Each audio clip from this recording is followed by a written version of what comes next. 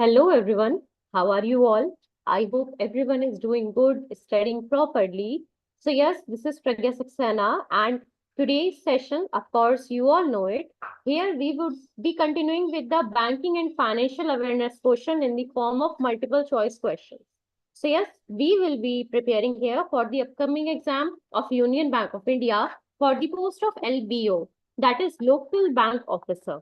So yes, friends, our official channel, Knowledgist, is coming up offering you all a new crash course. In this crash course, we will be preparing for the Union Bank Local Bank Officer exam 2024.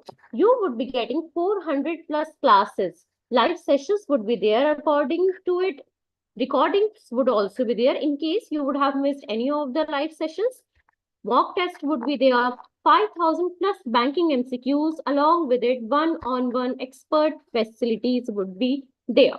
All the things would be provided, all the subjects, the whole syllabus would be done in front of you all. So yes, if you are interested, then of course you can check out the description box. The link for this particular crash course is being provided there. Go through it, and otherwise you can do connect through our WhatsApp number and further proceed with this course. So yes, now let us start with the very first question. Let us not waste much time of ours. So what is it asking? Very first question of the day, that is question 1, is asking, in June 2024, the Reserve Bank of India introduced a revised dash currency swap framework for 2024-27. Okay, so what is the name of that particular currency swap framework? It is simply asking. See, if we talk about June month of 2024, then RBI did introduce a completely revised currency swap framework. And the time duration for which it was being provided was like starting from 2024 till 2027. So what is the correct option? What is the name of it? Is it South Asian Association for Regional Cooperation, that is SARC, BRICS, which stands for Brazil, Russia, India, China, and South Africa? Option 3 is saying Group 20, that is, in short, we would be calling it as G20. Option 4, that Association of Southeast Asian Nations, which is ASEAN. Or option 5, that is European Union, EU. So what should be the exact correct answer this time? Should it be option 1, 2, 3, 4, or 5? Giving you like 5 to 10 seconds. Go through it. What is it particularly asking? Is it talking about option A, B, C, D, or option 5th? That is the last option. Here it is simply asking RBI's newly introduced or the revised currency swap framework. So yes, if we talk about it particularly, so this time the correct answer, my friends, would be option 1. That is SARC countries, which is South Asian Association for Regional Cooperation.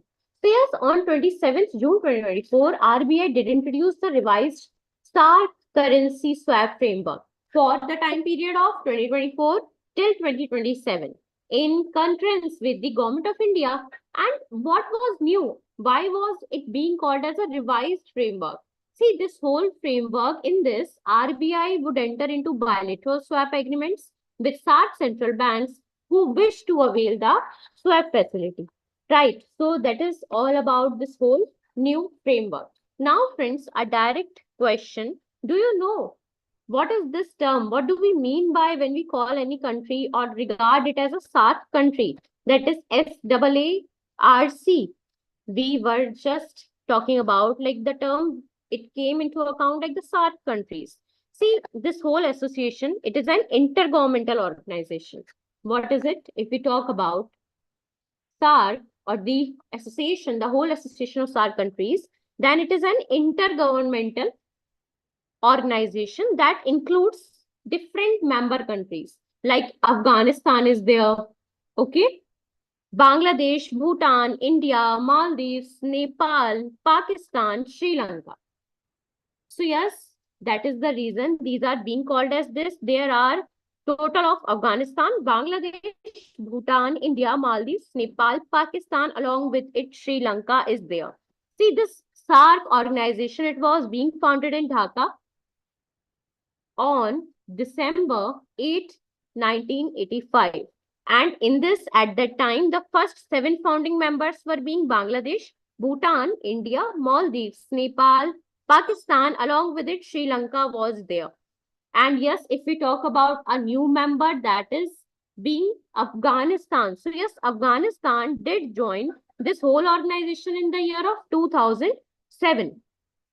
Now, where are the headquarters of SAARC countries? This SAARC organization, so it is being headquartered in Nepal, that is Kathmandu, Nepal. So yes, that is all about what do we mean by SAARC, what is this whole organization, what do we mean by this whole group of SAARC countries.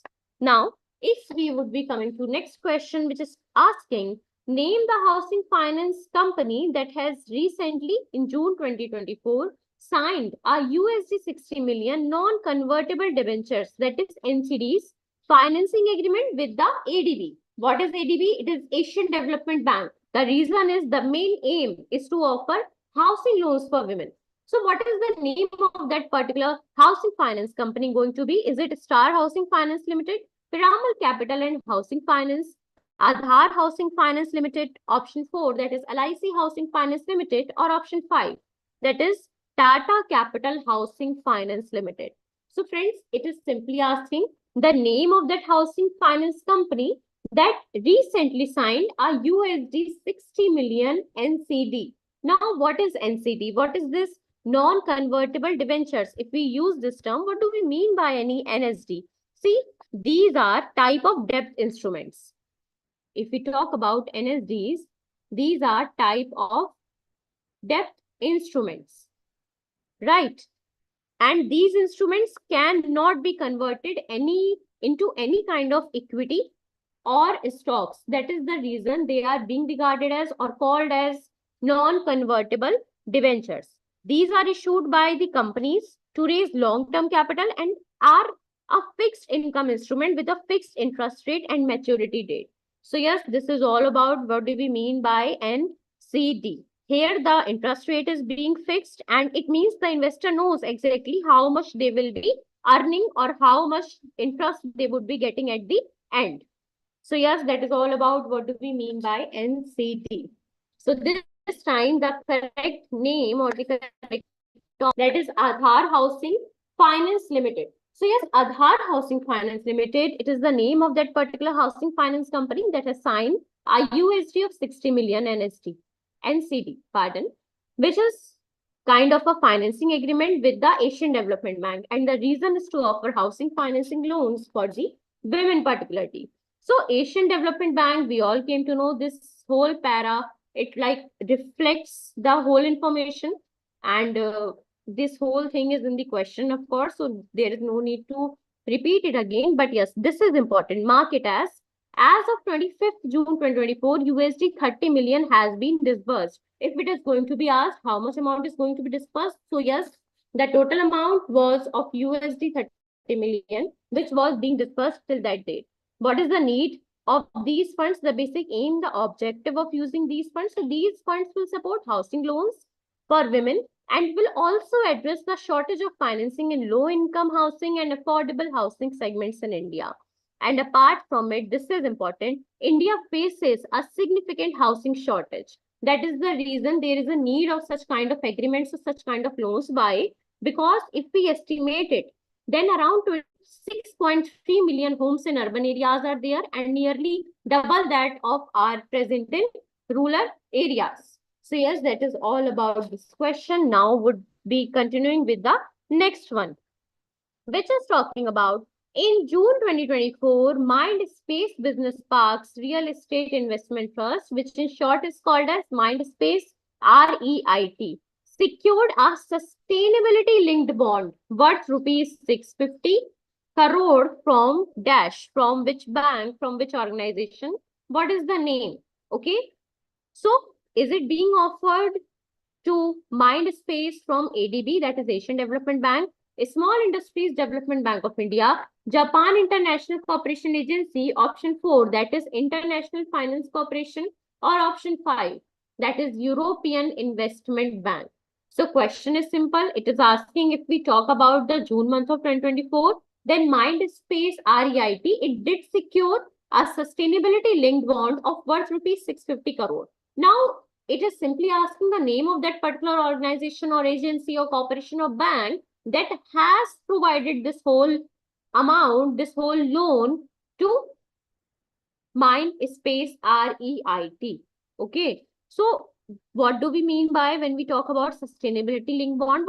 What is the exact meaning of any SLB, that is sustainability linked bond? So of course, these are type of debt securities. What are these? These are bonds now. So that is the reason they are going to be called as a debt security that link the financial characteristics of a bond to the issuer's performance. Characteristics of bond to the issuer's performance, and it is being based on environmental or social factors, like it is being based on the environmental or social goals. If we talk about how does these basically work, then SLBs, they have predetermined key performance indicators, and of course sustainability performance targets are also there. These targets measure the issuer's progress. If the issuer doesn't meet the targets, they pay a penalty, such as a higher interest rate would be the most like taken one as a penalty when we talk about these sustainability linked bonds. So yes, friends, this time the correct option would be option 4, that is International Finance Corporation.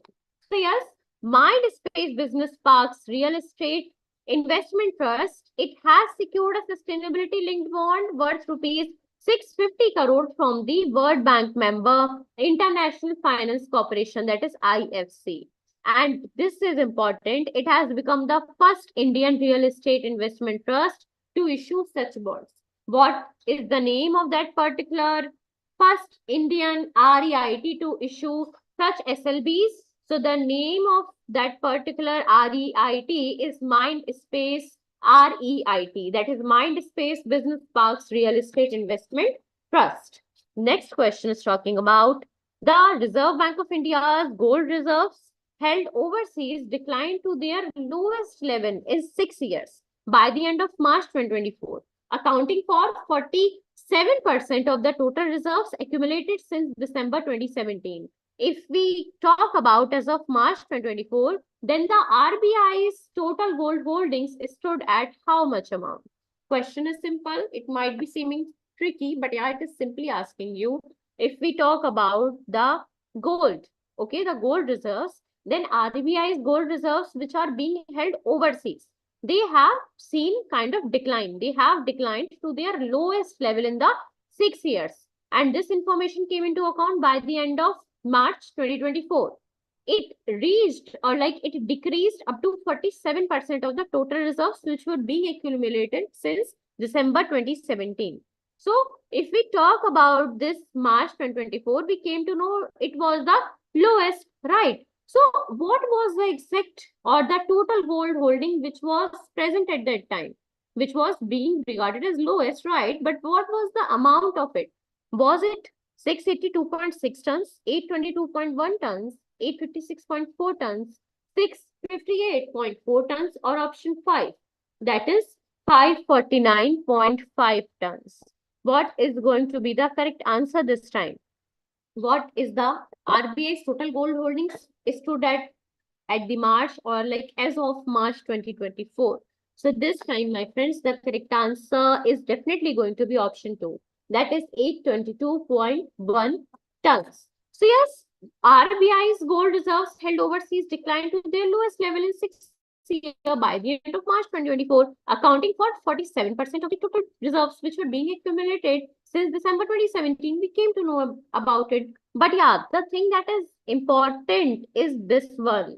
That is by the end of March 2024, RBI's total gold holdings stood at 822.1 tons. Okay. And its at-home holdings increased from 39% in 2021 to 53% in March 2024, which basically means the overseas gold holdings have been by like as per the March 2024 report. But yeah, the at-home or like in-home holdings, they have been increased. Previously, they were 39% in 2021, but now they have come up to 53% of the total gold reserves. Right? Now, let us talk about next question. Which is asking, name the fintech company, the financial technology company that has recently received final authorization from Reserve Bank of India to operate as an online payment aggregator. Is it eBanks, Clever Tap, option 3 that is PayU, option 4 that is Phone Pay, Payment Services Limited, or option 5 that is Hitachi Payment Services Private Limited? What is the exact name of that fintech company that has received final authorization from RBI that now onwards it would be operating as an online payment aggregator? Do you know what do we mean by online payment aggregator? It is talking about this whole, the questions revolving around this term, that is online payment aggregator. What is it?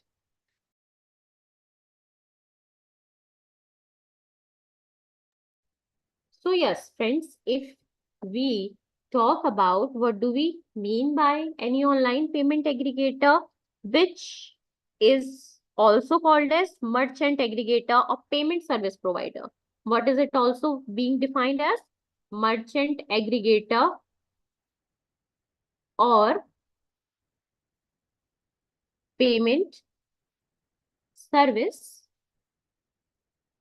provider. So friends, it is kind of a third party. What is it? It is a third party service, third party service that allows businesses to accept and process online payments from customers, that allows businesses or any business to accept, okay, and also to process online payments from the customers. See, these payment aggregators enable businesses to like accept a variety of payment methods. A number of payment methods can be used while using these online payment aggregator, like debit cards can be used, credit cards, UPI, bank transfers, e-wallets, everything can be used. And that is the reason these are something which are like in terms of consideration as per the basic ones more. Okay. Now, do you know what are the like few examples of any payment aggregator or any online payment aggregator? So like Stripe is there, Phone Pay. We all came to know like Phone Pay's payment gateways. Like there are a number of payment gateways of Phone Pay basically, which are now being present in different countries also. Cash free. So these are few examples of any online payment aggregator. Okay. So yes. Now this time, what is going to be the name, correct name of that fintech company that has recently received final authorization to work as an online payment aggregator? Its name is Hitachi Payment Services Private Limited. So it is Noida, that is Uttar Pradesh based Hitachi Payment Services Private Limited, that has received final authorization from RBI to operate as an online payment aggregator under which act? Under the Payments and Settlement Systems Act of 2007. See, after getting this whole license, Hitachi would definitely get able to expand itself or expand its digital solutions and services stack to encompass a comprehensive suite of innovative and merchant-friendly payment options. This will include unified payments interface, that is UPI, net banking, using cards would be their wallets, e-mandates, along with value-added services. So yeah, that's all about this question.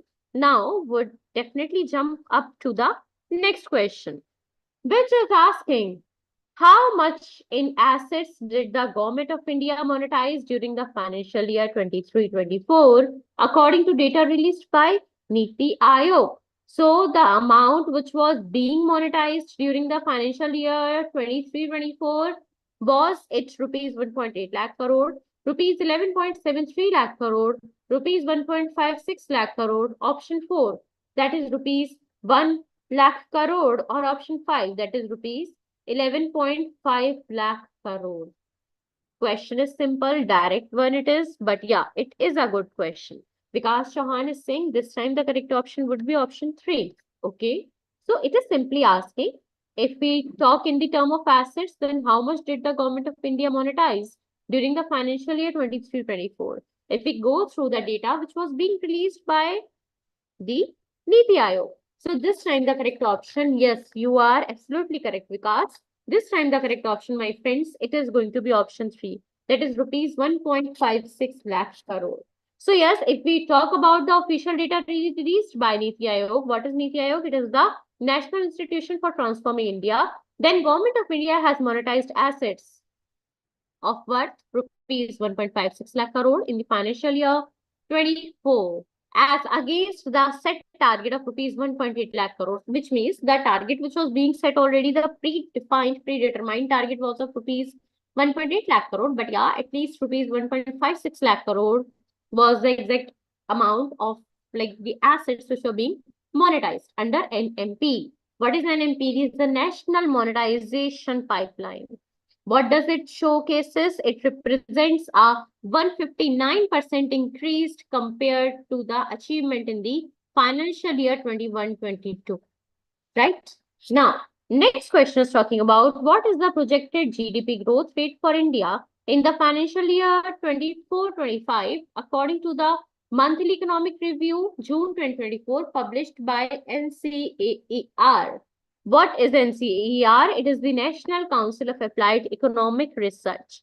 So the GDP growth rate for India in the financial year 2024-25 was 6.8%. 7.5%, option 3, that is 6.6%, 7% or 7.2%. What is it going to be? Should it be option 1, 2, 3, 4 or 5? Vikas Chauhan, any idea, dear? What should it be?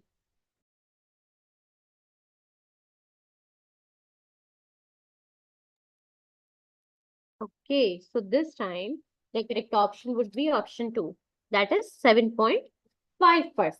So yes, friends, if we talk about this NCAER's monthly economic review for the month of June 2024, then of course the India's GDP which was being projected was 7.5% in the financial year 2024-25. For India, the growth projections for FY25 have been revised upward. Various like domestic and international agencies, and the range of projection for India for the FY25 is between 7.2% to 6.2%, which basically means the overall or like the GDP growth rate which was being provided for the financial year 25 from a number of different agencies or companies, it is going to be in between 7.2 till 6.2% only. Next question is talking about in June 2024, the Reserve Bank of India raised the Ways and Means Advances limit or financial accommodation for state governments and the union territories to dash with effect from July 1, 2024. So what was that amount? See, RBI has raised the WMA limit of the financial accommodation for state governments and for the UTs as well.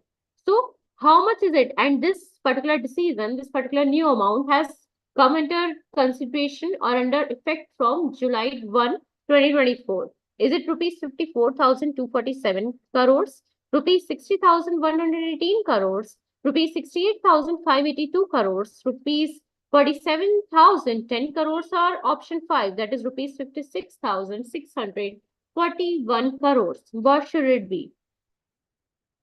Any ideas? Giving you 5 seconds. Think about it. What should it be?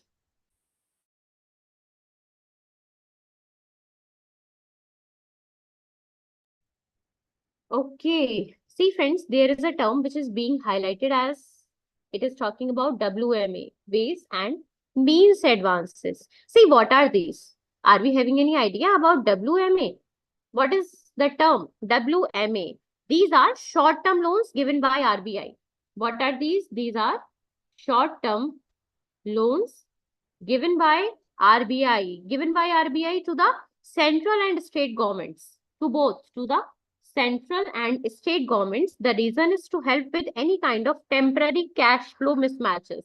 Like if there are any kind of temporary cash flow mismatches, then these are the short-term loans which are being provided by RBI to both, that is to the central and state government, both at the same time. See, WMAs, these are typically short term. We just came to know about it, but the duration is of up to 90 days. These are the short term loans, but their duration is up to 90 days. Interest is charged at the existing repo rate. If anyone is going to ask us what is the interest which is being charged during any kind of WMA? The interest is charged, the same interest is charged, that is the existing repo rate, right? Along with it, WMAs, these are decided by the government and RBI mutually and revised periodically. This is kind of a limitation of these WMA. For an example, if there is no consideration or mutual consideration in between the central government or in between state government with the RBI, then this WMA limit is not going to be like registered or is not properly going to be come into effect. Under at least there would be mutual consideration from the government along with the RBI. So yes, this is all about what do we mean by WMA. So yes, this time, my friends, the correct option would be option 2, that is rupees 60,118 crore. Yes, very good, Vikas. You are absolutely correct. So yes, if we talk about 28th June 2024, then RBI announced that it has raised the Ways and Means Advances limit or the financial accommodation for the state governments and the UTs as well by 28%. This is important. Previously, it was rupees 47,010 crore. This is something which was also in the option. Okay. And now it has come up to 6118 crore and will come into effect from 1st July 2024, which means it has come under effect already. See, the WML limit, it has been raised based on the recommendations made by the group formed by RBI, which comprises finance secretaries of like various states to address the expenditure data of states for the recent years. That's all. Next question is talking about in June 2024, Reserve Bank of India imposed a monetary penalty of rupees 29.60 lakh on Dash for card rule violations. So, was ICICI Bank limit the particular bank which came into under this monetary penalty of rupees 29.60 lakh? The reason was the card rule violations. Kotak Mahindra Bank, Hong Kong and Shanghai Banking Corporation Limited, Bank of Baroda, or option 5, that is State Bank of India. What is going to be the exact answer this time? Giving you 5 seconds. Think about it. What should it be, Vikas? Should it be option 1, 2, 3, 4, or 5?